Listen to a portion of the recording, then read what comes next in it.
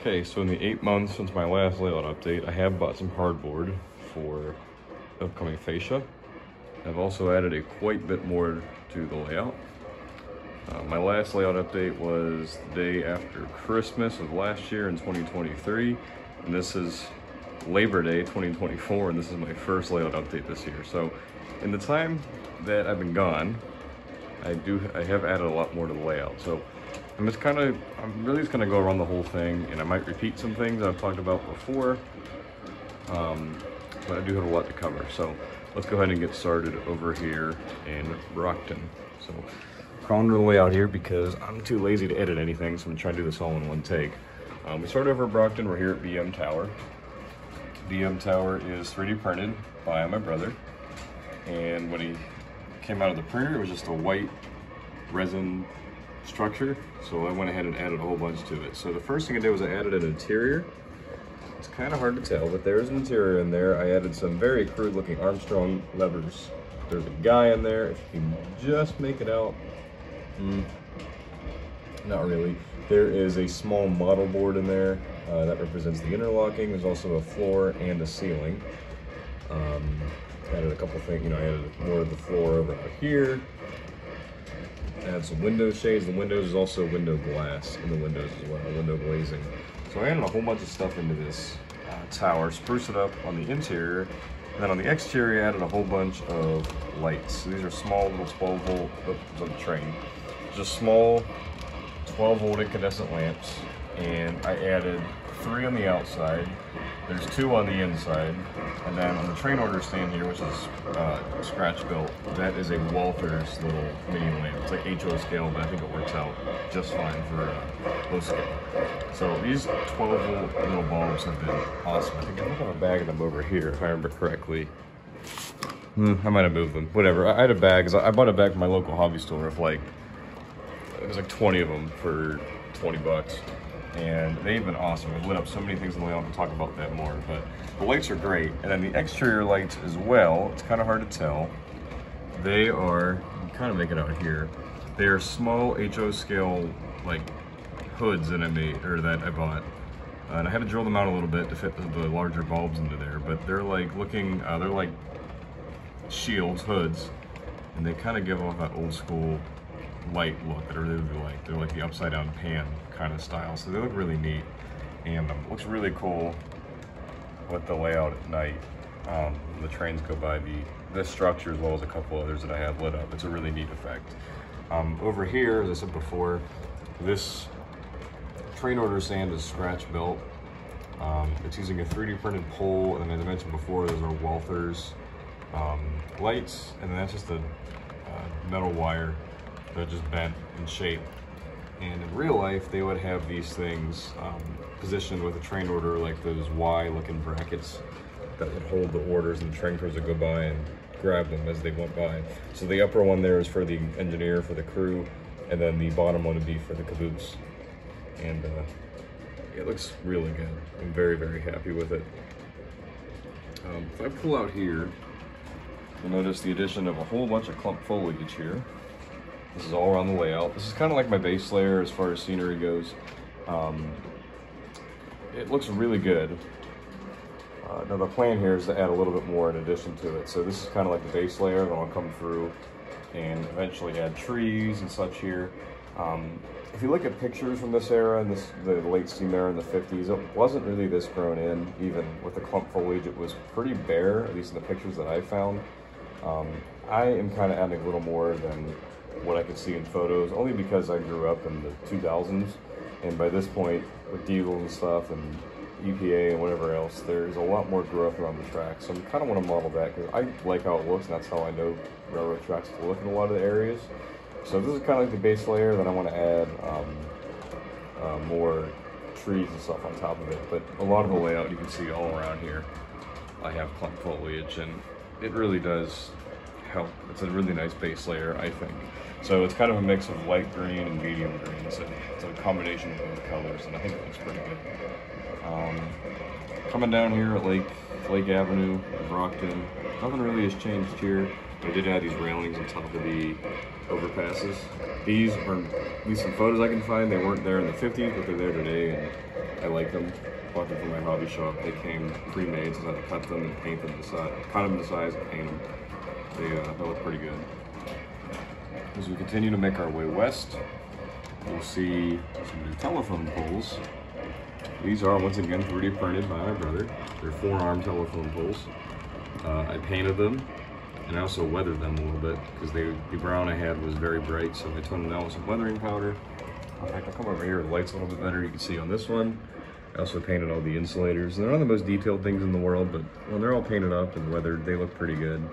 Kind of like a pipe dream or pipe goal of mine, we'll see if it actually happens, is to add the wires between each one. There's a thing called Easy Line wire that is specifically made for this kind of stuff. So we'll see if I actually get around to adding wires. I think it'd be a huge pain, but I think it would look really cool in the long run. So it might be like a long-term thing here.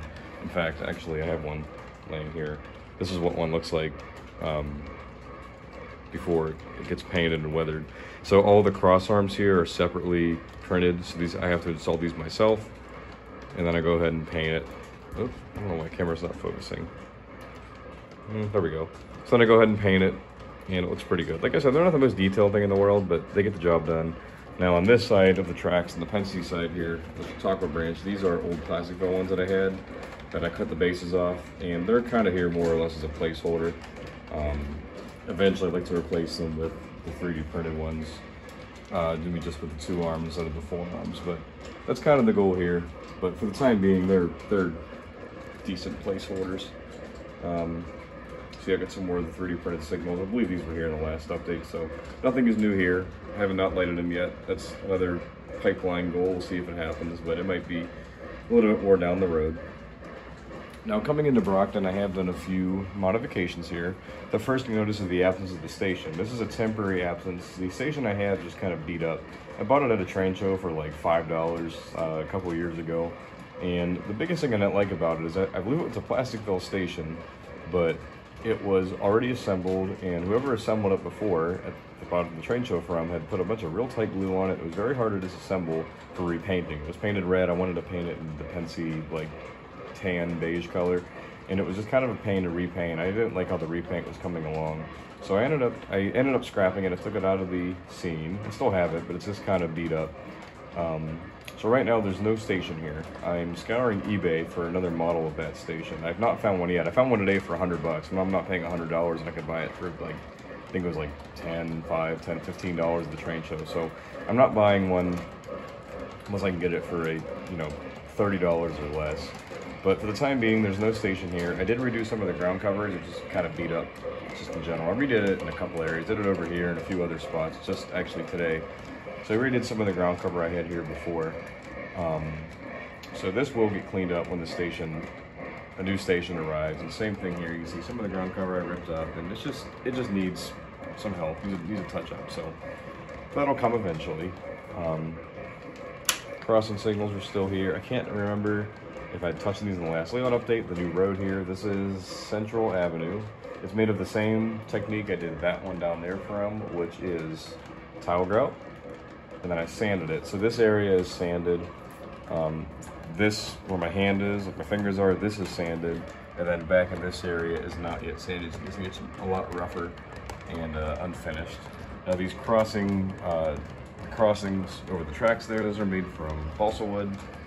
I do want to paint those, and at least weather them or something so they're not so bright. But that was the only way I could really get it to be over the switch here, over the turnout. The switch still works totally fine. The actual turnout point is further up where this Penske boxcar is right now. So the crossing here does not affect this at all, and it works out pretty well.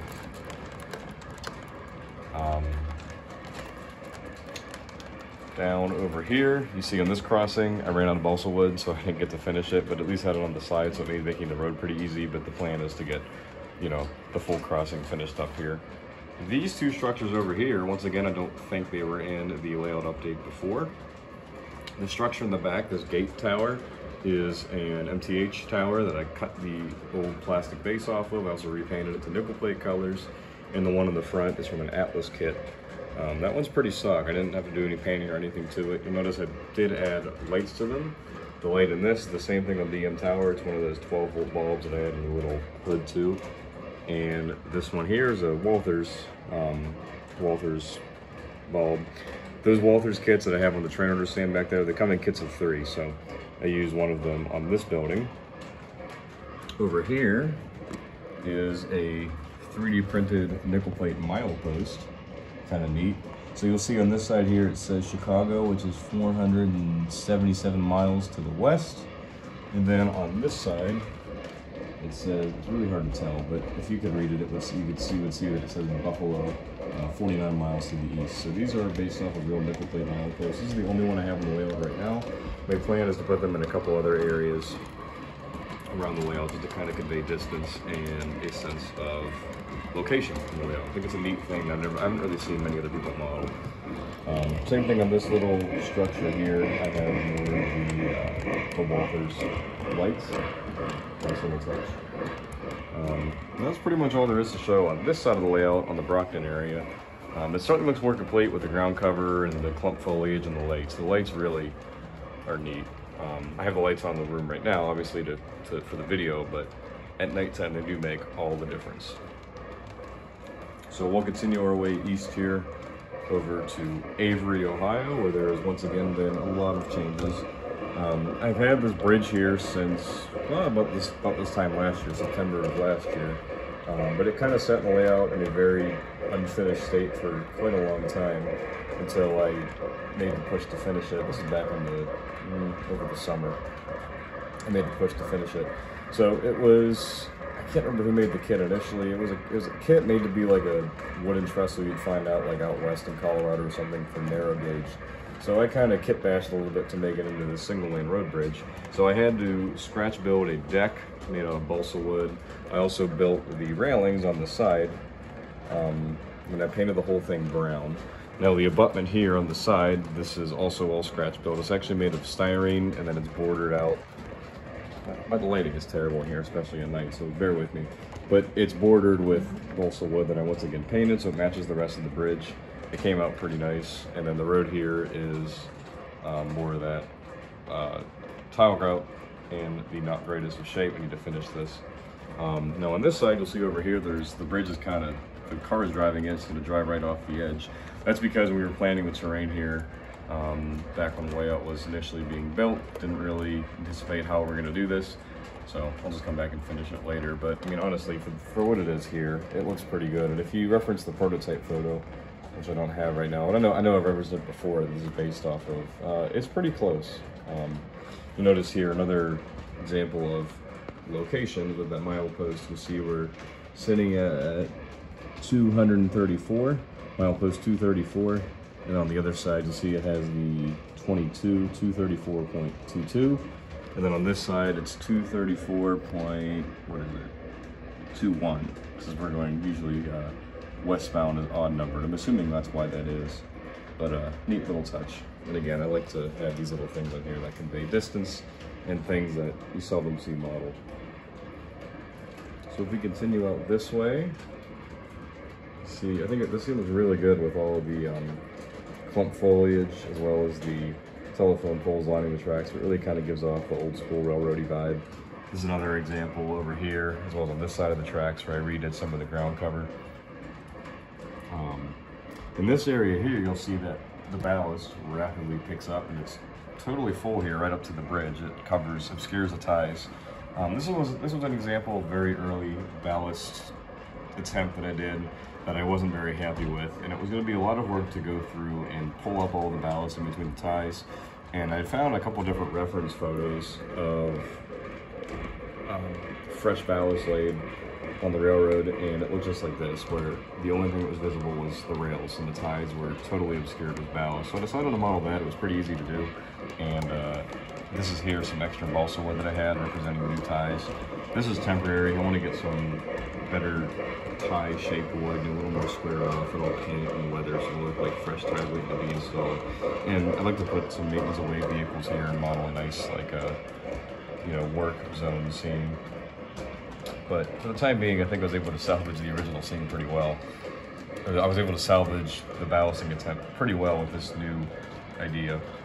which of course the train running over is obscuring right now. I really shouldn't run over the trains during this layout update, whatever. So I'm gonna switch over to the other side here, come down over here. So you can see how this looks from the other side. Again, with more of that clump foliage coming all the way down on this nice fill here. And I think it looks pretty good with the telephone pole. I really like how this scene looks coming out from the bridge. It's a nice way to kind of fill up a fairly dull area of the layout. Not too much happens over here. But it's a typical scene that you would see a lot in this area in the Midwest, in the nickel plate. So I think it looks pretty good. Over here, the lift bridge, not too much has changed on the bridge aside from the addition of lights. I think this thing is what, 8 light bulbs on it now. The top 2 are LEDs. These are some spare LEDs that I had. I really should replace them with the incandescents because everything else on here is incandescent. So I have 2 here on each side, and I have 1 down here in the middle. The bridge looking a little bit beat up. You can see I have some of this stuff is falling apart, and that is okay because my brother right now is 3D printing, designing and 3D printing a whole new set of things for it. So it'll have some stairs going up each tower on both sides. It'll have a new control tower here, which is where the bridge operator sits. It'll have a brand new actual building with windows and doors and all that in the middle. So the bridge is looking, I mean, it still looks good, but it's gonna look a lot better when all of those upgrades come on it. But even as is, I still think it looks quite a bit better than the stock look. So I'm pretty happy with that. Over here, I have another one of those train order stands. This one is going to be for the operator here at RU, who's going to be positioned in this building. It's going to come right off on this side of the bridge per the prototype. So this is the same thing. This is actually one of those, it's a 3D printed pole. It's actually used off of the telephone poles. It's an extra one that I have that I cut down to size. And I ran one of those Walther's lights through it. You can kind of get a better look at what they look like here, if it focuses. You can see I ran the wires down off the back of the pole. One is painted, you can barely tell they're there, and then another one of the custom built, or just custom bent metal wire. That looks pretty good. I think it looks pretty nice. You can see when the train goes by, if there were train order stands there, our engineer could pick up his orders from the operator here at RU. I think it looks really cool the way the light shines off the engine and the trains as they go by. It's a neat effect. And then down here too, I have an access road that I built just out of some gravel that comes down, crosses over top the Baltimore, Ohio tracks, and there's a little parking lot here. I don't have a little path that'll go out towards the operator stand. So I think it looks, it's looking good. It's a work in progress, but it'll look really good when it's all finished. So here's the B&O diamond. Not too much is different here aside from ground cover and then ballast on this side only. I ran out of ballast for over here, so I don't have any ballast here yet, but that's coming. Same here with the signal. I need to finish up. There's no lenses in it, so I need to paint it, but it's coming along. And then over here's, Lorraine has seen quite a bit of upgrades. Starting over here with the station. This is an Atlas Riverton station kit. And when I was looking at this, I actually purchased the station initially to replace the one over there in Rockton. But when I got it, I realized it was a little bigger than I was anticipating. And it was also a pretty close representation of a lot of nickel plate stations along the main line. Now the one in Lorraine did not look like this, and I did want to get it 3D printed, but that's probably just not going to happen anytime soon. So it is what it is, and I think this looks pretty good. This is painted and detailed to represent the station. It was actually over in Paynesville, which is on the, I believe, the east side of Cleveland.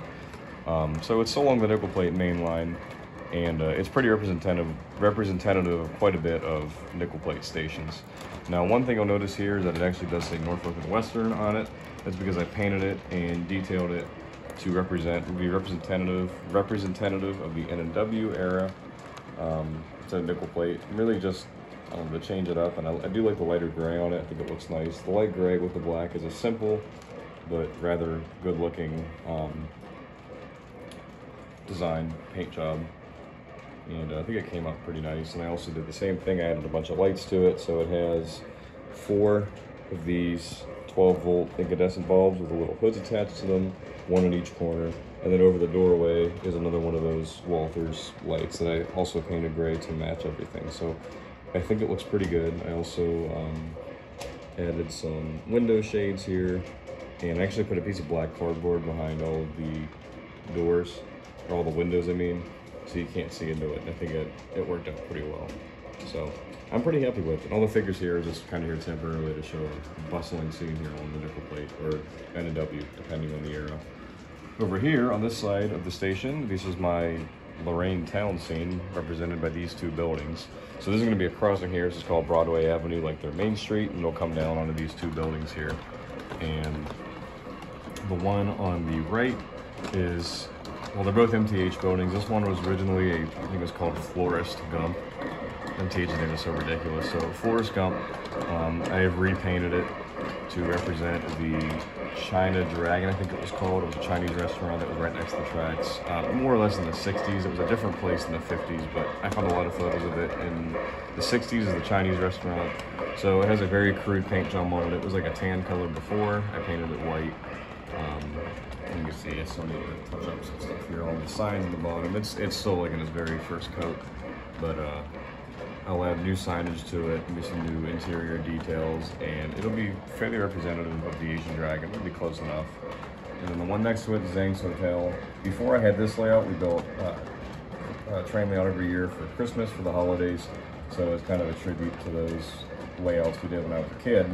I put the Zhang's Hotel in here. It wasn't a real building in Lorain. It was a real building, I believe, out in like Gold Rush era, Colorado, Utah, that area. So it is a real building, but I've kind of moved it to Lorain for this purpose. And I think it looks pretty decent here. I'm pretty happy with it. So it does make Lorain seem a little more populated, like it's an actual town and not just a random station in the middle of nowhere. So I do want this to kind of give off like the vibe of a larger town. That's what it is. Lorain's a fairly decent sized town for where it's at. So I think these two buildings here, coupled with the station, and then with the main street running down the middle, will make a fairly decent representation. Now, one thing I did have to do with these two buildings, I did have to axe the idea of the road that was going to parallel the tracks coming out of here. So there's no road here anymore, but I think it's a pretty good trade-off to have this here instead of just one building, because I think that would it wouldn't really convey what I'm going for. So I think it's fine for what it is. And the last thing over here I've added is the lakeshore here along Lake Erie at a place called Oak Point, which is just west of Lorain. This is all woodland scenic, so I started off with a very thin, fine, tan colored ballast, followed up with, you can actually see it here, they're like medium, I think they're medium rocks. There you go, medium rocks. And then over top all of that with these larger rocks. And I think it looks pretty good. It conveys the lakeshore pretty well. And this is based a lot off of the Sandusky Bay along the NS line now, which is a little bit west of Lorain.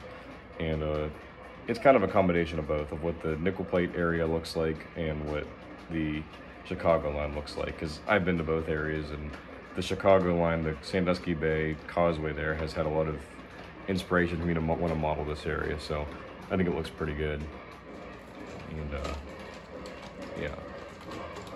So that's really the root or the core of all the major updates in the layout in the last almost year. I'm gonna try and post a little more often. I just kind of, I don't know, got away from me and just didn't really have a lot of interest in posting or whatever. So I'm glad to be back. I can share a little more. Plan here is really to make the push to finish a lot of that scenery and get rid of all the bare spots. This area here where the engine is the last area of bare scenery. Everything else has at least ground cover on it. So my plan here is to really finish up over here with the last remaining areas of I need to add ballast and ground cover up there in the corner.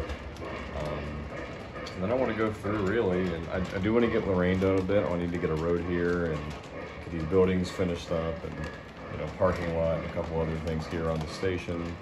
I want to add a lot of trees, definitely a lot of trees, and fascia too. I think fascia will really make the layout look a lot more complete than it is now. I'm getting really tired of looking at the open bench work. So anyway, that is about the root of all, that's about the main updates that have taken place. Hope you enjoyed watching, and we'll see you soon.